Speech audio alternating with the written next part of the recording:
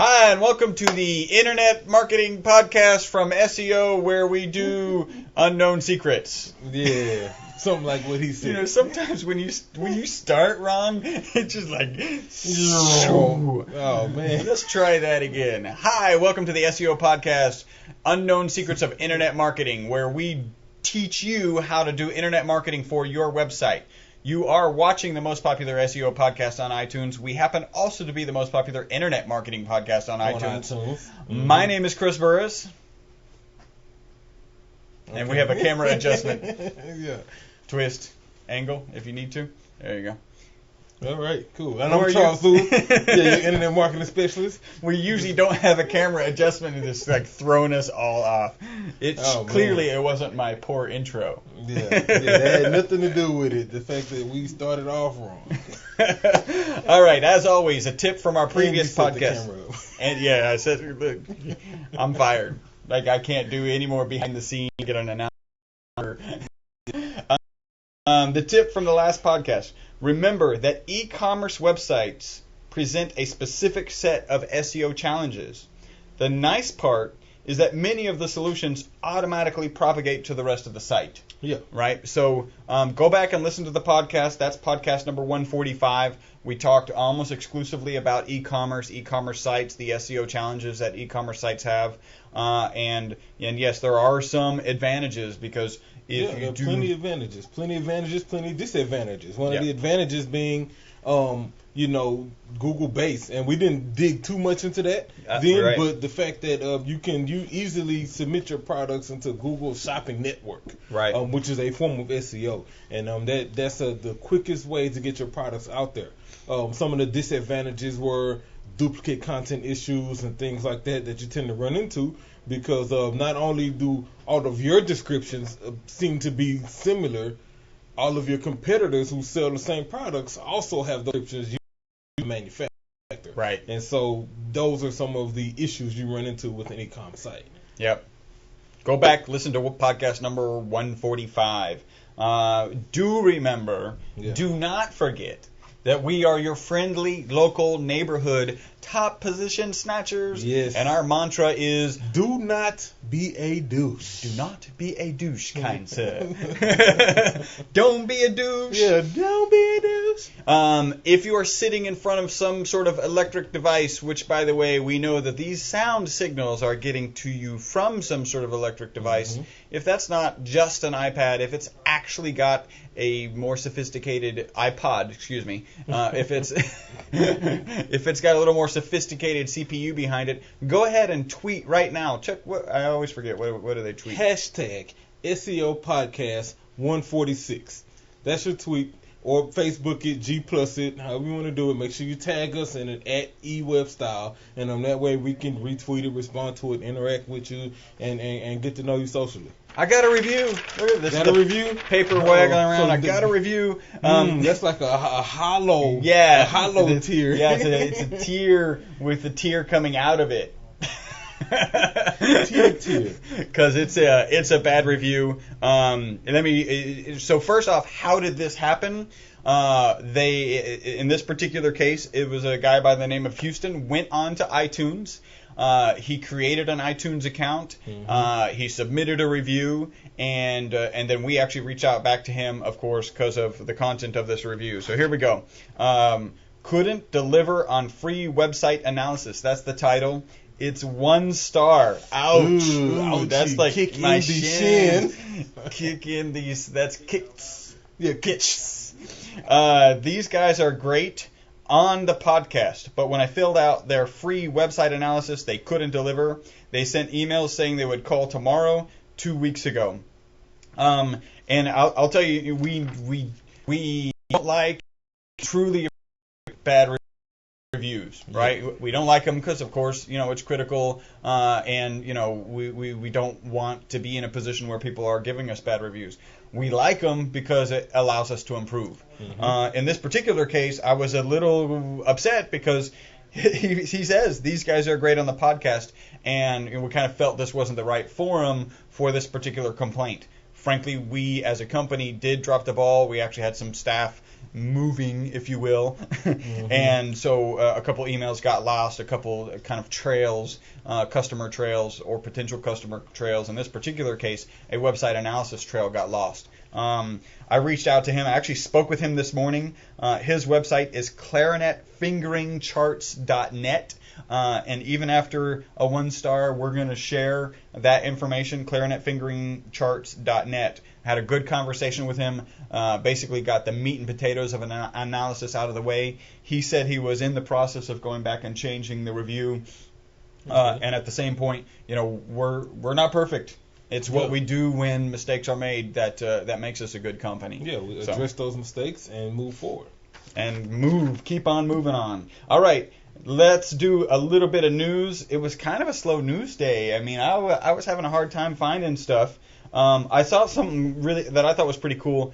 Regal, the movie company, Regal Movies or Regal, they have two of the big theaters here in town. Regal, and I actually have one of their cards in my wallet here. Regal and Sony are put together. Look at that, Regal Crown Club. I'm a Crown Club member at Regal. Wow, he really did have a card.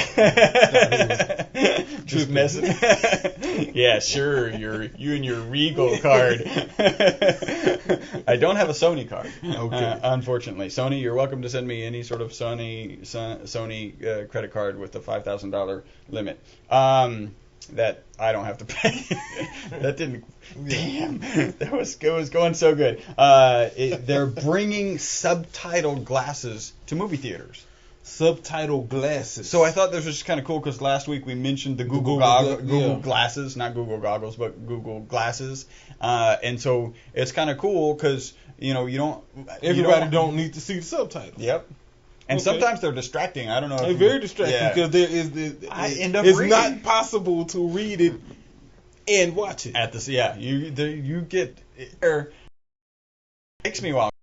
My wife is from English is her second language, and sometimes, especially if there's a thick act or something, she wants the subtitles. And I find myself reading them. I'm like, I don't need to read these. Keep focusing on the image. I keep repeating to myself. Yeah, I can understand. Yeah. And then you start critiquing, and you're looking for I don't look for spell check because I'm the worst spell checker probably ever. Oh, you missed something. Yeah. It's like big flash happened. Yeah. Oh, Lord, what was that? Explosion.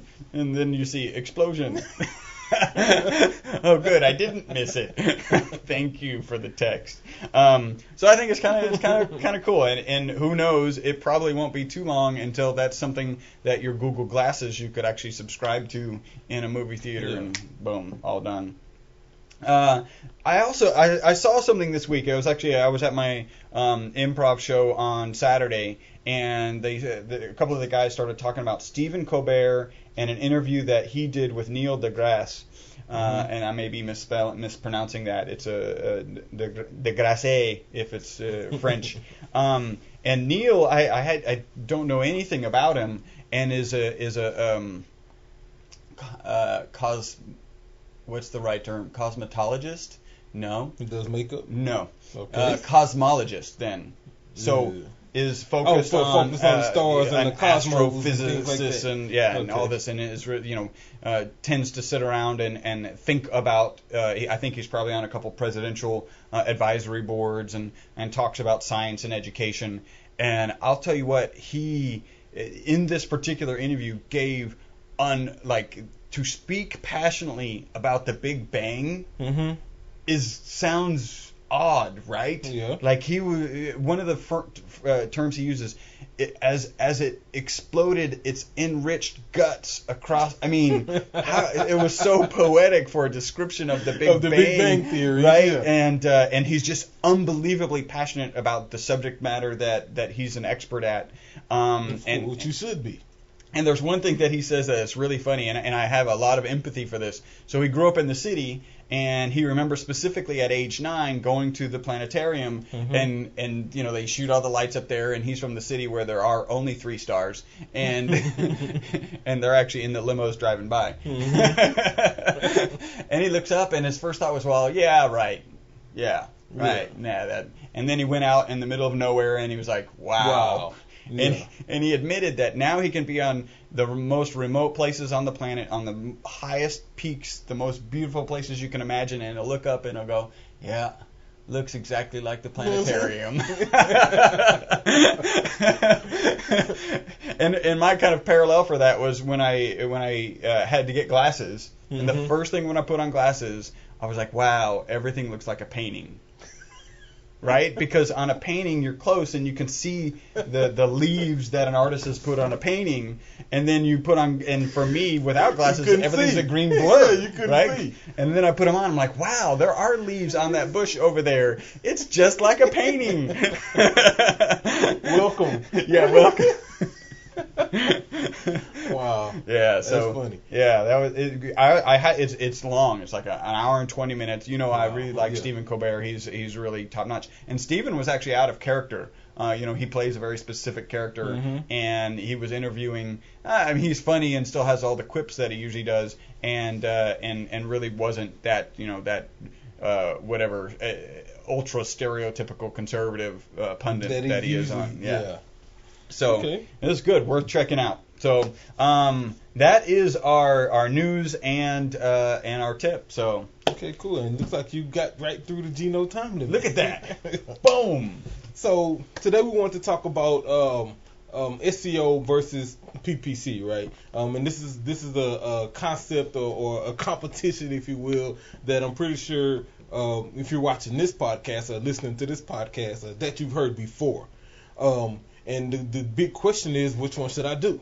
Right? Should I do SEO or should I do PPC? And I'll be honest, some SEO companies are out there pitching and saying, look, don't spend your money. Right, you may be spending $10K on pay-per-click. As soon as you get to the first page, you can cancel that $10K. Think how much you're going to save, which is a disingenuous pitch, right? I would say, because it's a nice pitch from the perspective of it really sounds good, and we're going to talk about, is it really good? Yeah, and then you get the pitch from the other side, right? The PPC pitch, who's like, SEO's going to take too long, don't do it, go ahead and invest your money right now, get a faster ROI, and you have more control and everything else. Yeah. Which is similar to the other pitch. It actually has some fact to it, but slightly disingenuous, right? Exactly. It's not really taking into account the whole picture of internet marketing. Yeah, what we believe here is that if budget permits, do both, especially if you are a new company, right? SEO is going to help with your branding, and I got an article we'll go into in a minute. The SEO is going to help with your branding and things like that. It's also going to take time, depending on the industry. Anywhere from 2 months on to 6 or 7 months, 8 months, just depending on how competitive it is. Meanwhile, pay-per-click, set it and it goes. Once you create the campaign, launch it, and then it's live a couple days later, and you can immediately begin receiving traffic for your targeted terms. I gotta be honest. I gotta be honest. Set it and it goes is how most people handle their account. Their pay-per-click account. Yeah, don't set it and forget it. Yeah. Like some people tend to do, and then all of a sudden they're spending a ton of money and it's not working right. So here, when we're handling pay-per-click accounts, we're, depending on budget and time frame, early on we're in daily, right? We're ramping up, toning down, really optimizing that campaign. And then as you go on month to month, at least weekly, we're looking at that campaign, making sure it's spending right. Yeah, I log in. I'll glance at it daily because I'm in, speaking of Google, I'm in AdWords in my client center. If you do AdWords, you know what that means. Daily, looking at accounts. So we'll always check, make sure it's spending right, make sure it's not overspending, make sure you're not getting clicks for phrases you shouldn't be, and things of that nature. And that's kind of a quick over-the-top view to make sure everything's functional. But yes, definitely before we, the first few months, we're in there every day, changing ad text, A and B testing, creating negatives, and doing everything else that comes with managing a paid search campaign. Properly managing. Because there's managing and there's properly managing. We get pay-per-click accounts from other pay-per-click companies, and they were being managed. Yeah. Just not properly. Yeah. And it's not a good look. Kind of like having to redo a website, right? Yeah. It's easier to just stop it and build a new one from scratch. Refocus. Yeah, rather than try to clean up that mess. Yeah. So the article I have is called SEO versus PPC. I got it from lpwebdevelopment.com. And so they listed out a few different reasons why you should do each. Actually, I disagreed with some of them, and we like to talk, so I figured we bring them up and we discuss them briefly. So starting with SEO, they said SEO creates web-wide visibility and helps brand strength. Check. Yeah, I concur. Yeah. It definitely does create visibility across the web, and yes, it creates brand strength. The more you are ranked naturally, the bigger, the stronger your brand seems to be or becomes. The more credibility people give to your particular site. Yeah, definitely, especially if you're first page ranking, top 3 or 4 positions. The ROI from organic SEO is unbeatable when done right. That goes without saying. Yep. I think any ROI is unbeatable. Yeah. You should really invest in everything that has a positive ROI. Yeah. Yeah.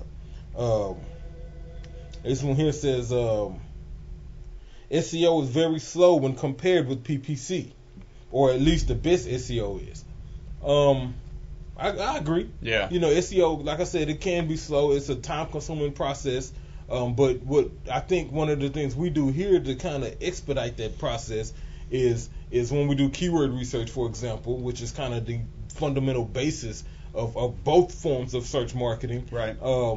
Is we handle the keyword research for the SEO phrases and our pay-per-click phrases at once. Yeah. And so that way, usually we redesign the site. Once that site's done and we begin launching a paid AdWords campaign, we already have the keyword focus done for our SEO. Right.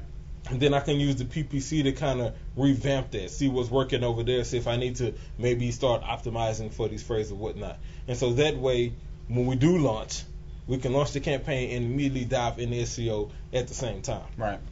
So yes, it is a little bit slower, but it doesn't have to be that slow.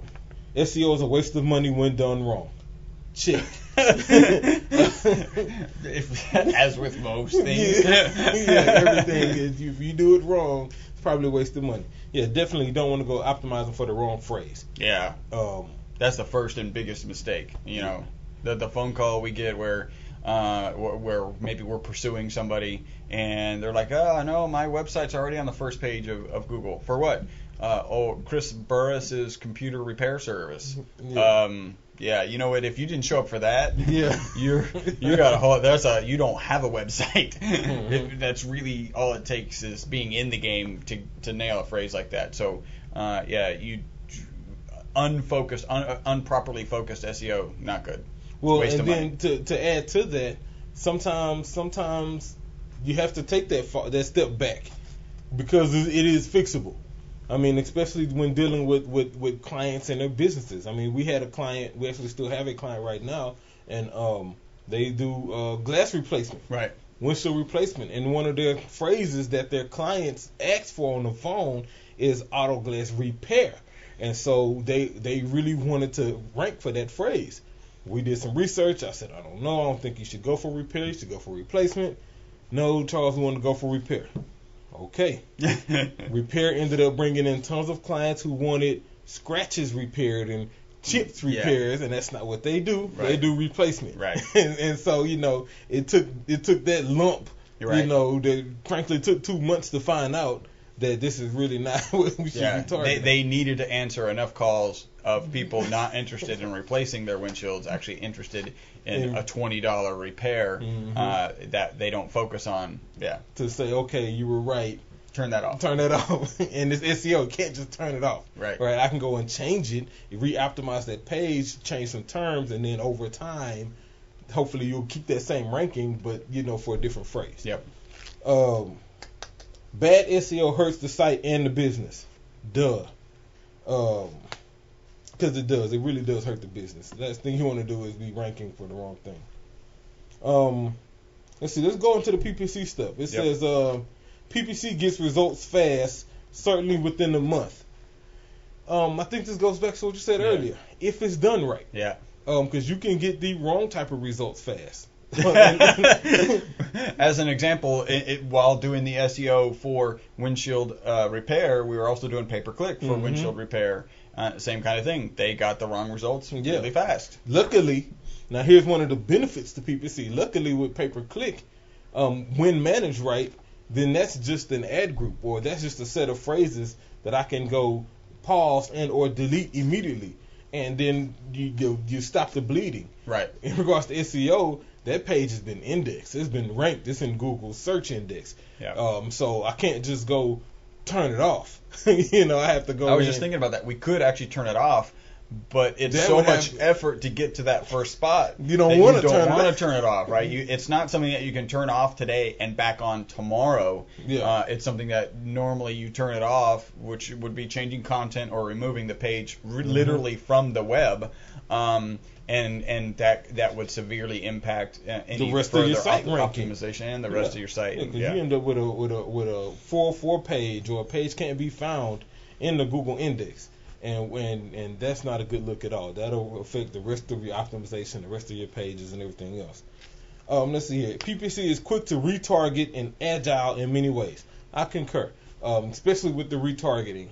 That is a huge thing that is highly effective in regards to paid search marketing. Yep. The ability to remarket to certain individuals, really to a granular level, like people who maybe visited our site and looked at the SEO page.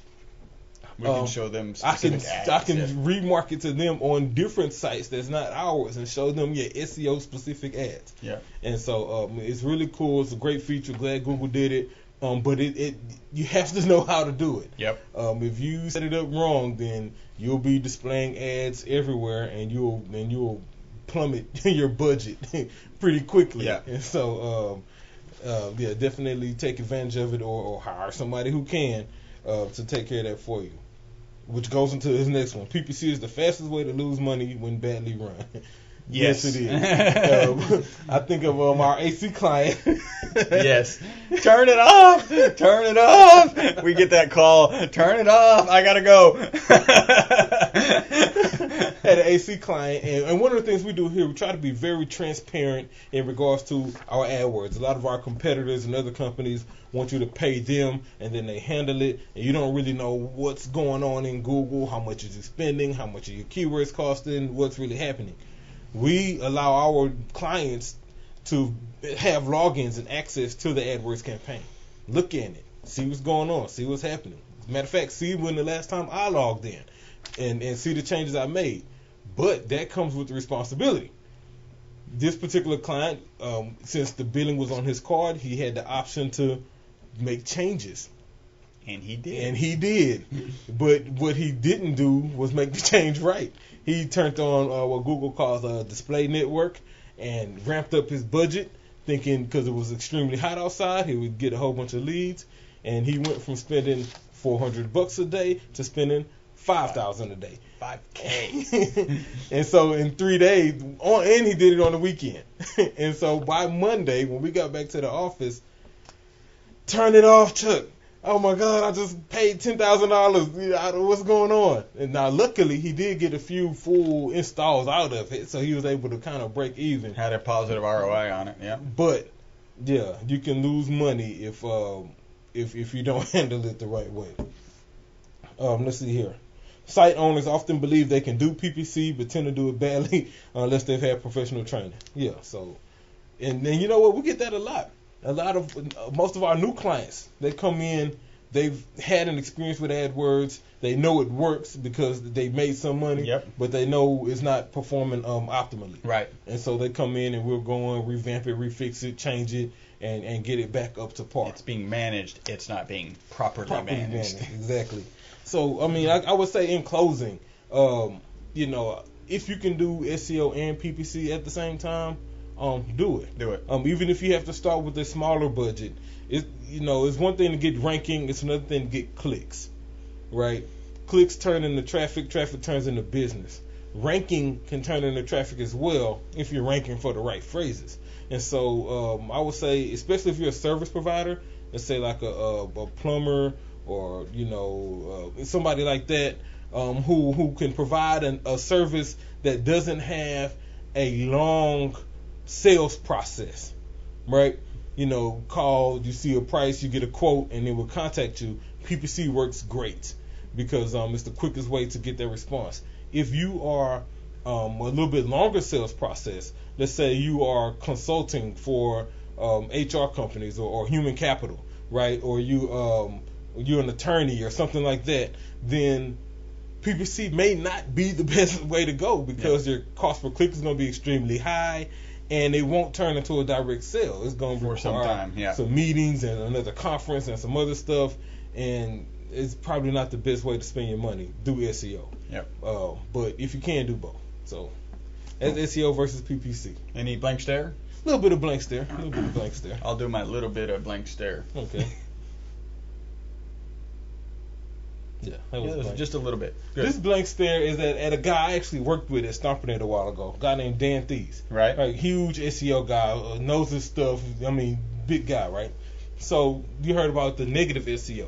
Negative SEO is the practice of doing stuff harmful to your competitors to reduce their ranking so your ranking will increase. Right. Negative SEO, right?